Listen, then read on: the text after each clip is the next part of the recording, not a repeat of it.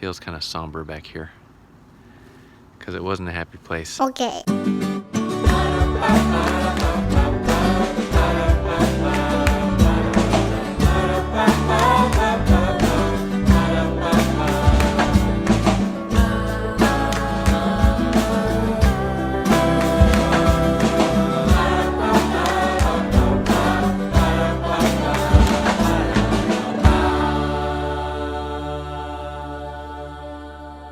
Okay, it's Sunday morning. Elijah and I, John and I, we just went to church. We just got back, went to it. We found a local LDS ward here, or congregation. They spoke German, so we didn't really understand what was happening, or at least what was being said specifically. Thankfully for LDS people or the Mormon church, the services are pretty much the same wherever you go. So you still understand what's happening, while you're there. So we did that, and now we're back at the hotel. We're going to change, and we're actually going to go do the thing that we actually came to Vienna to do, which is go visit the P.O.W. camp of our grandpa Knorpp. So we're going to get changed and head out there. Okay, we're on our way to the place. Stalag XVII. Yeah. So the reason that we're here in Austria is that our grandpa, once upon a time, Grandpa Knorpp, was serving in World War II. He was a tail gunner on a B-17 bomber, and they were shot down over Austria. I think it was Austria. Yes. He went down and ended up at a POW camp. It was called Stalag B-17? 17B. 17B. And at some point, I actually figured out where it was located, that it's about 45 minutes outside of Vienna. And then I was talking to John a couple weeks ago, and he was in Europe on a business trip, and he told me that he had arranged to just come to Vienna to do a quick trip to go see the site of this POW camp. And I was like, well, I'm not very far away either, so I want to come do that. So we met up here in Vienna, and now we're headed right now out to this location where this POW camp was. We don't think there's much there, right? No, not much. But we've done some research on this camp since we kind of put this trip together, and it was a really big POW camp. There was over 100,000 prisoners there during its time. It was a real, it was like this, almost the worst POW camp you could be in. I think it said like the second worst POW camp. So the living conditions were just horrible here. Not a lot to eat, all sorts of, what's the word?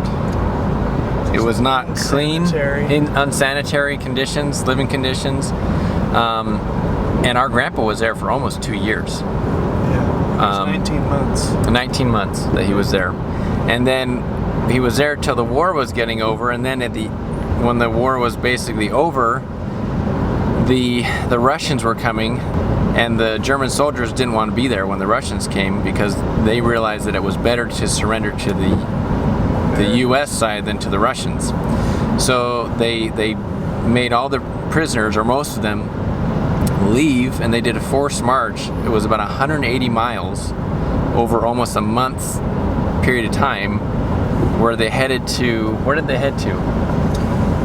I don't remember. I think they just knew where the lines were, but they were headed toward the American lines or something. And it was this huge ordeal. Our grandpa he was so unwell by this point that for part of that march he couldn't even walk. And if you couldn't keep up, the German soldiers would just shoot you. So I'm assuming it was a friend of his, another prisoner actually carried him for some part of the way. Yeah. And they got, they were liberated by the Americans, and he got out. But this was something that Grandpa he didn't really talk a whole lot about, especially how horrible the living conditions are, because this has all kind of come out later. Anyhow, so it's this big thing that obviously was a big part of his life, and I think we just wanted to have the chance to go see this area and kind of, I don't know, just see it. Yeah. And kind of connect with that part of our family history. So we're headed out there right now, and we'll see what's there or what isn't there.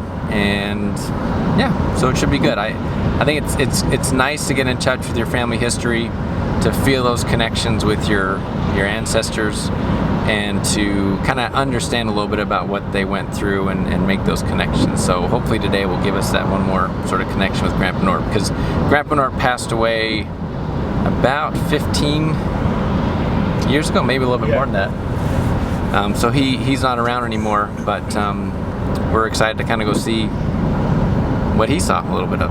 So here we go.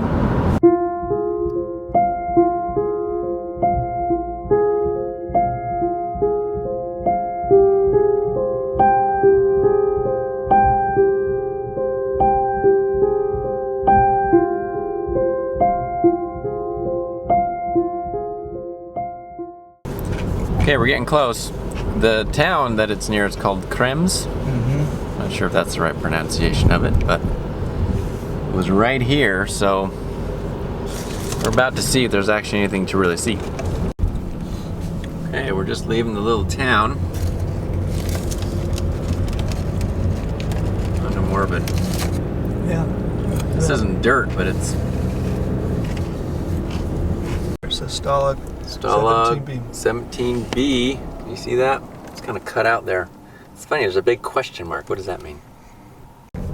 So I did read online, they said there really wasn't much left, and they may not have been kidding about that, because I don't see any structures of any kind here. There's supposed to be a memorial somewhere. Okay, so we haven't really seen anything, although there is another sign here. The same sign. With the question mark and Stalag 17B.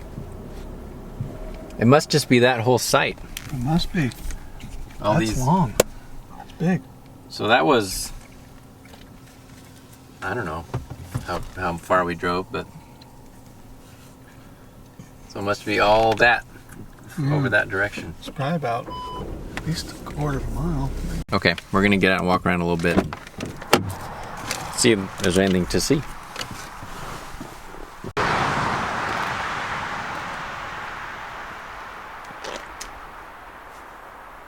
Okay, so we're walking over here, see if we can find any signs of anything, I guess. We think there should be something, but so far we haven't seen anything. Okay, so sometimes it pays to ask someone local. Yeah, good job, Mike. There was these people walking on the road, and I thought, well, maybe they'll speak English and they can tell us. So we asked, and the guy spoke a little bit of English and was able to tell us that here, I guess there's nothing. But there's a little airport over here, and they've got, that's where the monument is, or the plaque. The metal plate. The metal plate, what he called what it, with writing on it. Probably a plaque. So it'll probably say something about it, but as far as the actual site, We'll walk through these trees over here. yeah, we'll walk through the trees over there just to see, but I don't think there's much here Probably not. to speak of. So when I come to places like this that are kind of meaningful, I always look around and think, wow, were these trees here? Or, what did it look like? Back when this happened, did these things, nature, kind of witness what happened here? Yeah. If they could tell the story, if they could talk, what would they say about the things that they saw? Well, and also, are you seeing the same thing that Grandpa saw? Right. Did he look at these trees when he was here, or anything about the landscape that is similar, that you're seeing the same thing he saw? Right. Now that it's in your mind's eye, you think there's barracks everywhere. It was a huge camp. Yeah. This whole area must have been covered with barracks and guard. They had like 10,000 guards or something like that. Yeah. It was huge. So, yeah, it would have been a huge operation here, and now it's just fields. Yeah, which I guess is a testament to how we can move on. Yeah. And forget the bad parts of history, but you don't want to forget them altogether. there's lessons to be learned. Hello. Well, also it's been like, how many years has it been? It's 70, yeah, give or take. 70 plus years ago. So a lot of time has obviously passed. Okay, so we're gonna walk through the fields into these woods just to see if there's anything. Okay, I'm switching over to phone mode because that's part of that lens was just too distracting. So yeah, we're just kind of looking around here. I guess part of you sort of hopes that you'll find something. Or you think you might find a little artifact or who knows, something interesting, which is why John is doing this. Well, there's another slab underneath here. John just lifted up this. Is that concrete or is that wood? No, this is concrete.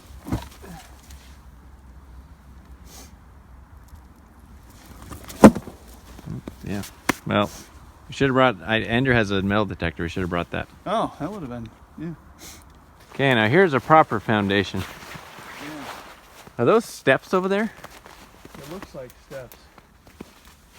It makes you wonder if this was maybe a guards or commandant. Yeah, this is. Officers, whatever. Yeah, this is the real deal right here.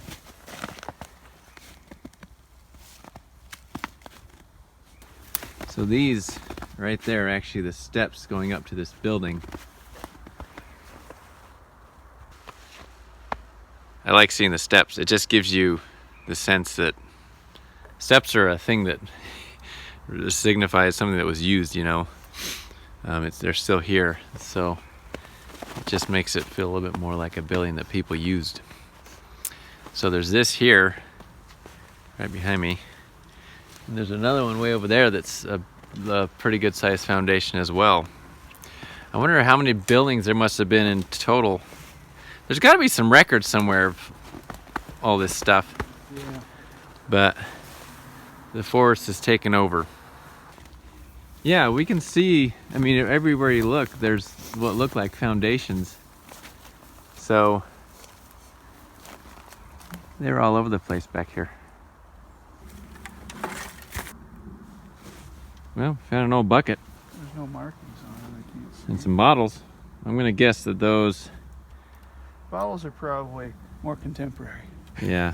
Those What have we got? Those are original bricks, I bet you. Let's see. Oh yeah, like an old fireplace, right? Yeah.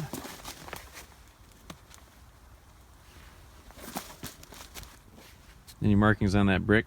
No. So John found a picture online of what this looks like, or what it looked like from the air. Let me turn up the brightness there so we can see a little better. So these long foundations are just those buildings that are all just sort of in a row. Yeah. And probably where they were keeping the prisoners. Yeah. Okay, we're down here in a basement. These pots have been all over the place. Or I should say Buckets. pottery like that, or not pottery, but I don't know, kitchenware. Found a pot, found that. There was like a kettle looking thing. All that same blue. So I wonder if they were part of the original or not. Yeah, they've been, we've seen what, 4 or 5 of these, haven't we? Those have been kind of strewn around. I walk around here. You know, you think about that Grandpa Knorpp also was in this area. You know, he was walking around here suffering basically for almost 2 years, along with thousands of other prisoners here. And now, you know, it's just foundations and trees. But, you know, so much pain happened here. It's funny, you know, you can almost, it's like you can feel it. But I'm not sure if you can just feel it because we have a connection with it, or if there's an actual feeling to the place. But it feels it's quiet, and it feels kind of somber back here because it wasn't a happy place. I know that there's other people in World War II who obviously suffered more, but still, the guys that were here went through hell, really, during this time, because it was a harsh place to be, and so many of them went through it and never talked about it. I don't think they ever really told their families about it. Kept it pretty quiet. But this was a sight for a lot of these prisoners who went through this. So it's just interesting to be here and to kind of feel that a little bit, and to be grateful that I don't have to, you know, well, I haven't had to go through that, and that it wasn't me, but I'm grateful for those who were willing to do it.